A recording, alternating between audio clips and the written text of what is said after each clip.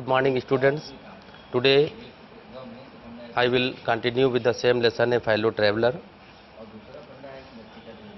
This paragraph will begin from "It was all in vain." It was all in vain up to "I do it." Finish होगा नीचे "I do it" तक है ये paragraph. यहाँ तक का पढ़ाएंगे, देखेंगे, अपनी अपनी बुक खोल लेंगे और ध्यान से इसको सुनेंगे. Till now you have read that the writer was traveling alone in the compartment and a mosquito began to trouble him. Then he decided to punish him and tried to kill him, but he couldn't. Further, the writer continues what he did when he could not kill the mosquito. In this paragraph, I will teach you what did the writer do when he was unable to kill the mosquito and what happened when he tried to kill it. So, as the lesson says, it was all in vain. The writer made many attempts to kill the mosquito, but he could not kill it. And he wrote, उसने लिखा है जैसा कि it was all in vain, ये सब व्यर्थ हो गया, यानी उसके जो प्रयास थे उसे मच्छर को मारने के वो सब व्यर्थ गए. लेखक लिखता है he played with me, वो खेल रहा था with me मेरे संग, openly and ostentatiously. openly माने बिल्कुल खुले तौर पर, and ostentatiously माने होगा जैसे कि वो कुछ दिखाना चाहता हो. As the mosquito wanted to prove him that he was superior to the author. In that manner, he tried to humiliate the author. Like a skillful matador, comparison करता है in a game of bull fighting, a person fight with a bull. So here the writer compare himself with the bull, and the mosquito is that man who go round and round in fighting with the bull. Skillful matador, तो matador वो व्यक्ति होता है जो सांड से लड़ता है. Finishing round an infuriated bull, finishing माने होता है गोल गोल चक्कर लगाना, and infuriated bull, infuriated माने होगा angry और bull माने सांड. तो यहाँ लेखक स्वयं को infuriated bull की संज्ञा देता है और मच्छर को मेटाडोर, यानी वो पर्सन, जो आदमी जो उस बुल फाइटिंग में हिस्सा लेता है. आगे लिखता है लेखक, it was obvious that he was enjoying himself, कि वो आनंद ले रहा था, मज़े ले रहा था. That it was for this that he had disturbed my repose, और इसी के लिए he had disturbed my repose, उसने मेरी आराम में खलल डाली थी. He wanted a little sport, he wanted a little sport, वो थोड़ा सा खेल चाहता था. And what sport like being chased by this huge, और क्या खेल हो सकता है like being chased by this huge, एक भारी भरकम व्यक्ति के द्वारा पीछा किए जाने से बेहतर और क्या स्पोर्ट हो सकता है.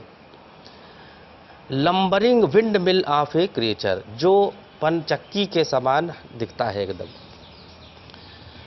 हु टेस्टेड सो गुड, जिसका स्वाद भी बहुत अच्छा है. And seemed so helpless and so stupid, और इस समय एकदम असहाय और मूर्ख लग रहा है, यानी लेखक मच्छर के आगे एकदम हेल्पलेस है और स्टूपिड है. As he made many attempt to kill the mosquito, but mosquito could not come into his grip, उसकी पकड़ में नहीं आया. Then the writer's heart change, तब लेखक का हृदय बदल जाता है और वो लिखता है, I began to enter into the spirit of the fellow. अब लेखक ने मच्छर की आत्मा में झांकने का प्रयास किया. अब वो मच्छर को मच्छर नहीं समझता था, उसके अंदर की आत्मा में उसने झांकने का प्रयास किया. और आगे लिखता है, he was no longer a mere insect, अब वो उसके लिए एक कीड़ा नहीं था.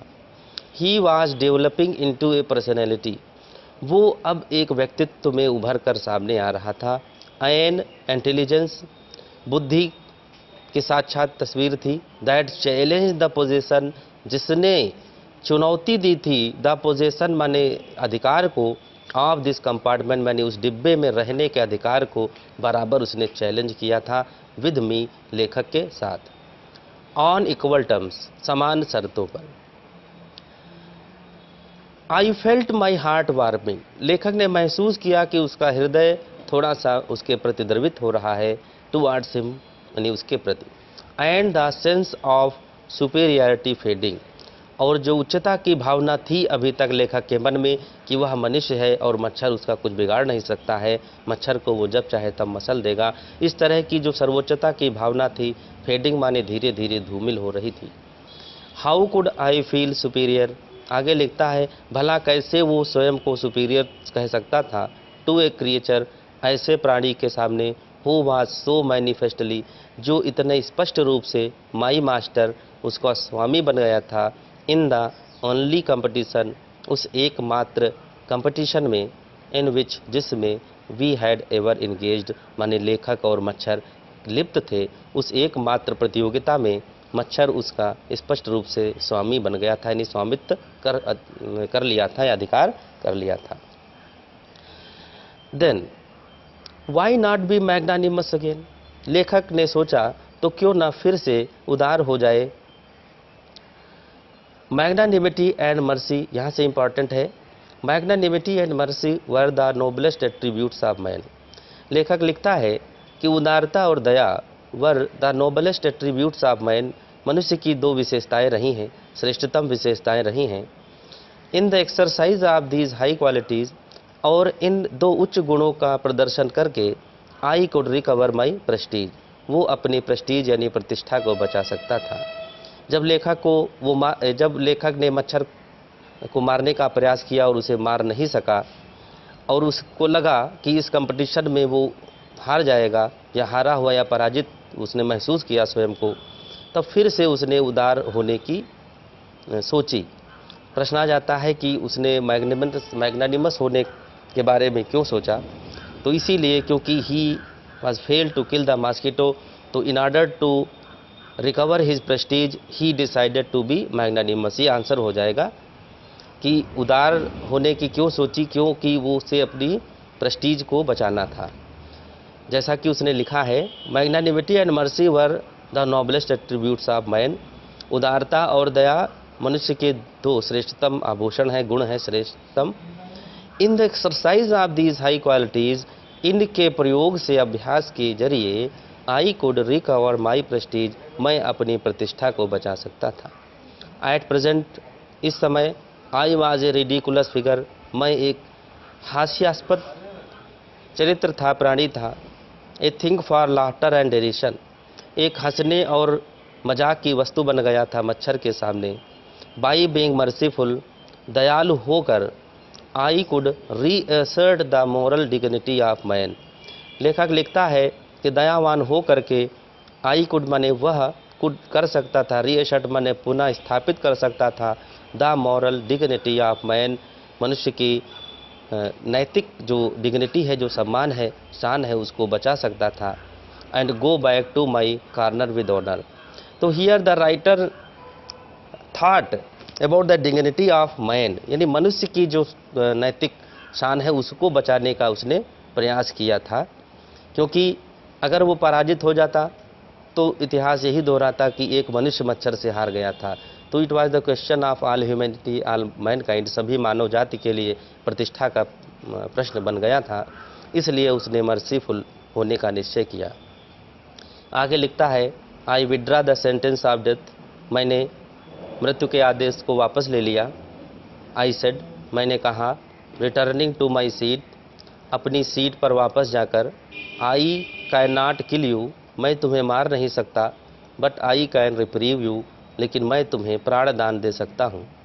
आई डू इट, और मैं ऐसा करता हूँ।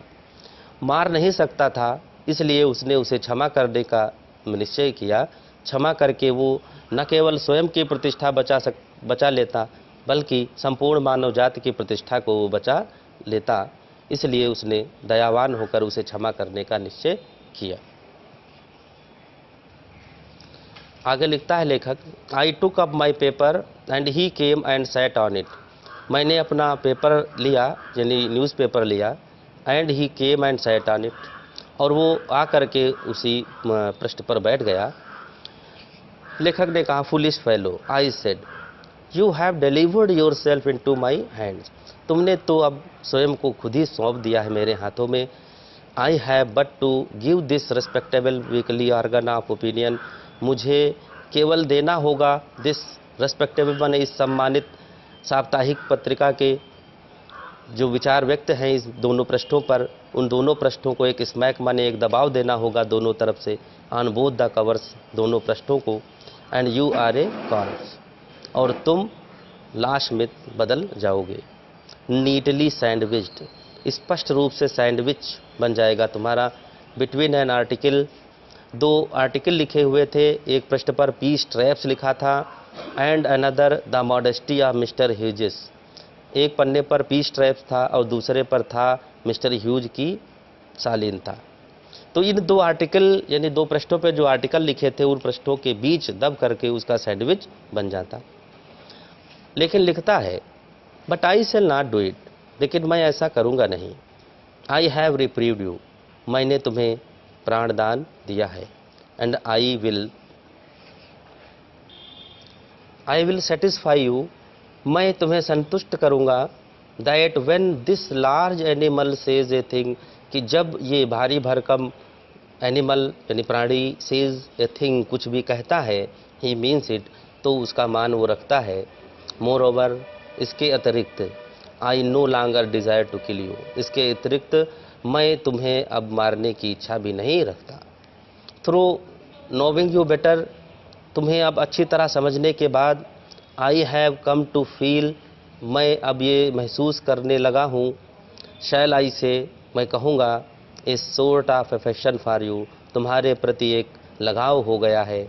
आई फैंसी, मैं सोचता हूँ या विचार करता हूँ, that Saint Francis would have called you little brother, कि सेंट फ्रांसिस ने तुम्हें छोटा भाई कहा था।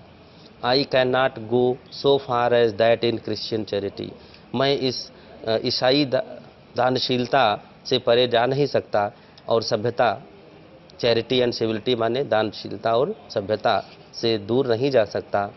But I recognise a more distant relationship, लेकिन मैं तुम्हें तलाश रहा हूँ या तलाश लिया है, ए मोर डिस्टेंट रिलेशनशिप, एक बहुत ही दूर का रिश्ता। Fortune has made us fellow travellers, भाग्य ने हमें सहयात्री बनाया है। ऑन दिस समर नाइट, गर्मी की इस रात में। आई हैव इंटरेस्टेड यू, मैंने तुम्हें रुचि दिखाई। एंड यू हैव इंटरटेन्ड मी, और तुमने मेरा मनोरंजन किया। द ऑब्लिगेशन इज़ म्यूचुअल, इस तरह से जो कर्तव्यपरायणता थी, म्यूचुअल माने पारस्परिक थी। And it is founded on the fundamental fact, और ये उस तथ्य पर आधारित थी, that we are fellow martyrs, कि हम सह नश्वर हैं। तो दो और रिलेशनशिप मच्छर के बारे में खोजा उसने, fellow mortals and fellow traveller, सह यात्री। The miracle of life is ours, यहाँ थोड़ा सा फिलोसफिकल हो जाता है लेखक और बताता है कि द मिरेकल ऑफ लाइफ, कि जीवन है क्या, जीवन का उद्देश्य क्या है, जीवन का रहस्य क्या है, इसके बारे में बताता है लेखक। The miracle of life is ours in common and its mystery to,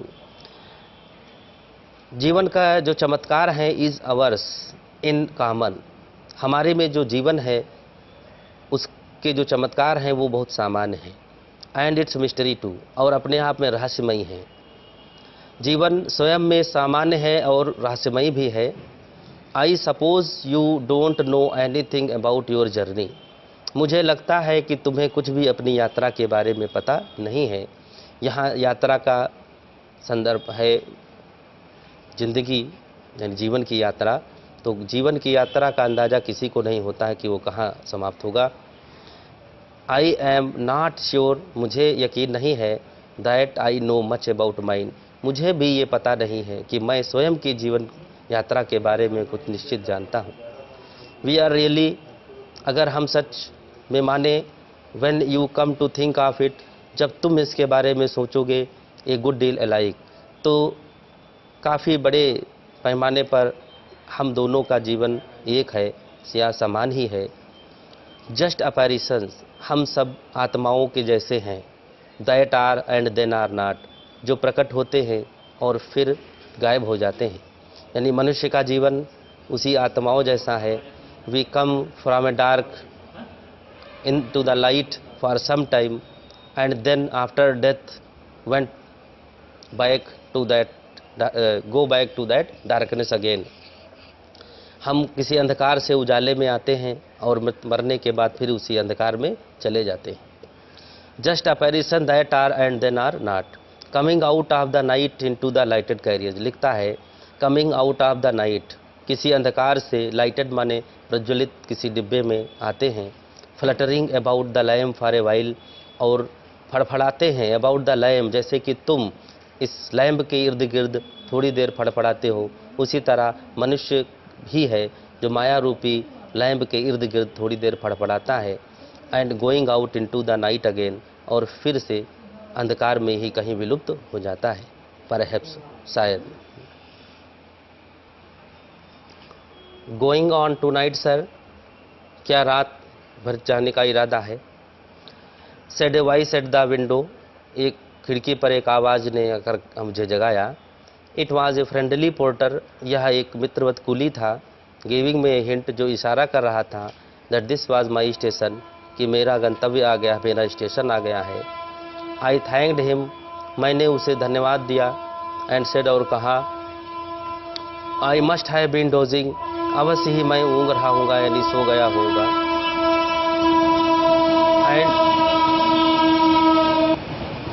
and seizing my hat and stick, और फिर अपनी हैट और छड़ी, यानी टोपी और छड़ी उठाकर, I went out into the cool summer night, मैं उस गर्मी की ठंडी रात में घूमने निकल गया। बाहर आ गया। As I closed the door of the compartment, जब मैंने डिब्बे का दरवाज़ा बंद किया, आई सा, मैंने देखा, my fellow traveller fluttering round the lamp, कि मेरा सहयात्री अभी भी उस लैंप के इर्द गिर्द मंडरा रहा है या फड़फड़ा रहा है। ये लेसन कंप्लीट हुआ। इसका जो क्वेश्चन आंसर है वो मैं अभी कराऊंगा।